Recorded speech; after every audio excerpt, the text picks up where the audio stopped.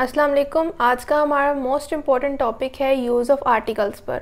Lecture को start करने से पहले मैं बताती चलूँ कि आप मेरे channel daily dose of education को लाइक करें, शेयर करें और सब्सक्राइब करें और बेल आइकन पे क्लिक करके और वीडियोस को सिलेक्ट करें ताकि आपको नई आने वाली वीडियोस की नोटिफिकेशन मिलती रहे। तो आज का हमारा टॉपिक है आर्टिकल्स की तरफ। हमारे पास जो है हम आर्टिकल्स डिस्कस करते हैं जो हमारे सेंटेंसेस में मोस्टली इस्तेमाल होते हैं, वो है आ, एन एंड द। अब इन आर्टिकल्स को हमने किसी जो है वो रूल के बेस पे इस्तेमाल करना होता है। किसी भी सेंटेंस में अप्लाई करने से पहले हमें कुछ जो है बातों को अपने माइंड में रखना पड़ता है, क्योंकि अगर हम इनके यूज़ में थोड़ी सी भी जो है वो रूल के मुताबिक जो है नहीं चलेंगे और इन्हें इग्नोर करेंगे तो हमारा सेंटेंस गलत हो सकता है। एक सबसे पहला जो है हमारे पास यूज़ आ और एन का हम देख लेते हैं कि जो सेंटेंसेस हमारे पास वोवल वर्ड से शुरू होते हैं, ए ई आई ओ यू से, ये हमारे पास बहुत ही कॉमन कॉन्सेप्ट है। तो उन हमारे जो है वो वर्ड्स के साथ जो कि इन वर्ड से स्टार्ट हो या इनकी साउंड जो है वो इस्तेमाल हो रही हो उन वर्ड्स में, जिस तरह वोवल साउंड्स कहते हैं, तो उन वर्ड्स के साथ हमने हमेशा एन का इस्तेमाल करना होता है। और हमारे पास वो वर्ड्स जो कॉन्सोनेंट साउंड जो है वो कंसिस्ट करते हैं, जिनकी साउंड जो है कॉन्सोनेंट होती है, उसके साथ हमने ए अल्फ़ाबेट का इस्तेमाल करना होता है। और ये सेंटेंस जो है, ये हमारे पास जो रूल है ये बहुत कॉमन है और आप लोगों को पहले से पता है। जैसे कि एग्जांपल देख लेते हैं कि आ काउ इज़ ग्रेजिंग।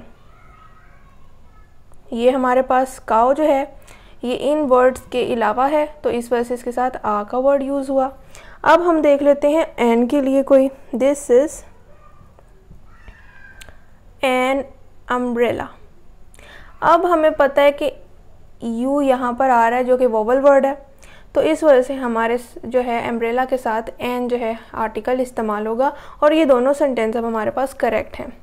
अब हम कुछ यूजेस जो हैं वो देखते हैं आर्टिकल्स के लिए कि हम आ, एन और दा को इनके अलावा, ये रूल तो बहुत कॉमन है, सबको पता है, इनके अलावा हम कहाँ कहाँ यूज़ करते हैं। तो फर्स्ट ऑफ ऑल किसी भी, हमें पता है किसी की सिंगल नाउन के लिए या सिंगल नाउन के साथ हमेशा हम आ आर्टिकल इस्तेमाल करते हैं या एन, ठीक है। और ये बात भी हमें पहले से पता है। अगर किसी सिंगल और जो है हमारे पास नाउन के साथ सेंटेंस में उससे पहले कोई एडजेक्टिव आ जाए जो कि सिंगल नाउन की क्वालिटी को जो है वो डिस्क्राइब कर रहा हो, तो हमने आ या एन का जो इस्तेमाल है वो उस एडजेक्टिव के जो है वो मुताबिक लगाना है। जैसे कि अगर हमारे पास एक सेंटेंस है, मैं यहाँ पर लिखती हूँ, he is an intelligent boy. अब बॉय हमारे पास एक सिंगल नाउन है और सिंगल नाउन से पहले एडजेक्टिव यानी इंटेलिजेंट जो कि बॉय की क्वालिटी है वो आ गया है वर्ड। तो अब हमने जो इंटेलिजेंट है उसके फर्स्ट वर्ड के मुताबिक जो है वो आर्टिकल का इस्तेमाल करना था। तो आई हमारे पास वोवल वर्ड में से एक है, तो हमने एन का इस्तेमाल किया। इसके साथ साथ एक और हमारे पास रूल है कि अगर किसी सेंटेंस में एक से ज़्यादा नाउन्स जो हैं वो एक साथ इस्तेमाल हो रहे हों एक सेंटेंस में, तो उस सेंटेंस में हमने जो है दोनों नाउन्स के साथ जो है आर्टिकल का इस्तेमाल नहीं करना, चाहे वो आ है चाहे वो एन है। हमने किसी एक के साथ लगाना है, वरना हमारे पास सेंटेंस गलत हो जाएगा। सिर्फ एक नाउन के साथ आर्टिकल लगाना इनफ होगा। हम इस सेंटेंस की एग्जांपल इस तरह लेते हैं, Iqbal was a poet and a philosopher। अब ये हमारे पास एक सेंटेंस है। अब इस सेंटेंस को हमने जान के मैंने इनकरेक्ट लिखा है, हम इसे करेक्ट करते हैं। तो इसमें मिस्टेक क्या है कि हमारे पास इकबाल जो है एक हमारे पास एक नाउन के तौर पे आ रहा है, साथ में उसके बताया हुआ है कि वो पोइट भी थे और फिलोसोफर भी थे। तो अब हमें दो चीज़ें लिखी हुई हैं, पोइट और फिलोसोफर, तो किसी एक के साथ जो है हमने आर्टिकल लगाना होता है और वो इनफ होता है। तो अगर हमने पोइट के साथ आ आर्टिकल का इस्तेमाल कर लिया है तो हमें फिर फिलोसोफर के साथ आ आर्टिकल का इस्तेमाल करने की ज़रूरत नहीं है। और अब ये सेंटेंस हमारे पास करेक्ट है, Iqbal was a poet and philosopher.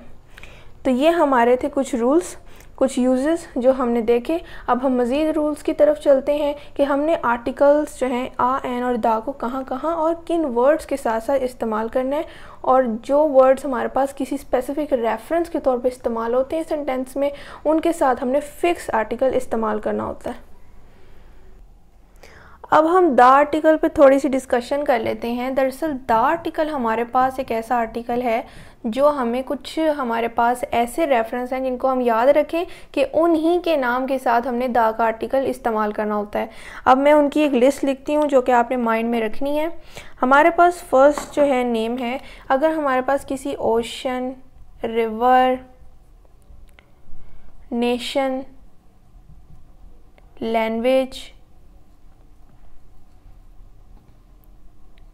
Religious group,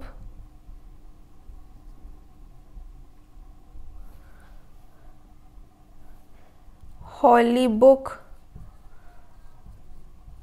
etcetera, मतलब अगर हमारे पास किसी समुंदर, किसी दरिया, किसी कौम, किसी ज़ुबान, किसी एक मज़हबी ग्रोह या किसी मुक़द्दस किताब का अगर एक नाम हमारे पास एक सेंटेंस में इस्तेमाल हो रहा है तो उस केस में हमने इन तमाम वर्ड्स जो मैंने यहाँ पर लिखे हैं इनके नाम के साथ द आर्टिकल इस्तेमाल करना होता है। फॉर एग्ज़ाम्पल, हम एग्ज़ाम्पल के मुताबिक ही चलेंगे। Ravi flows in Lahore. अब ये हमारे पास एक सेंटेंस है, रावी हमारे पास जो है एक रिवर का नाम है।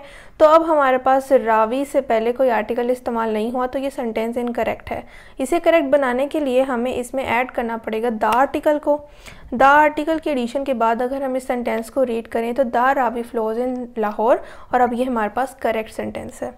इसके अलावा अगर हम एक और जो है एग्जाम्पल देख लें बुक से रिलेटेड,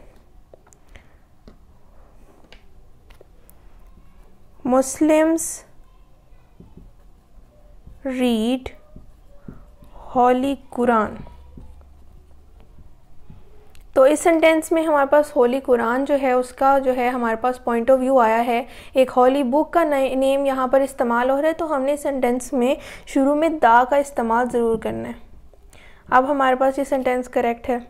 अगर हम किसी कंट्री और किसी प्रोविंस की बात करें तो उस केस में भी हमारे पास जो है, मैं यहाँ पर एडिशन कर देती हूँ, किसी कंट्री या प्रोविंस की भी अगर लैंग्वेज इन्वॉल्व है तो कंट्री और प्रोविंस भी इन्वॉल्व होना चाहिए। तो अगर हमारे पास जो है ऐसे वर्ड्स आते हैं तो हमने उनके साथ द आर्टिकल का इस्तेमाल ज़रूर करना है। हम एग्जांपल देख लेते हैं कंट्री के लिहाज से।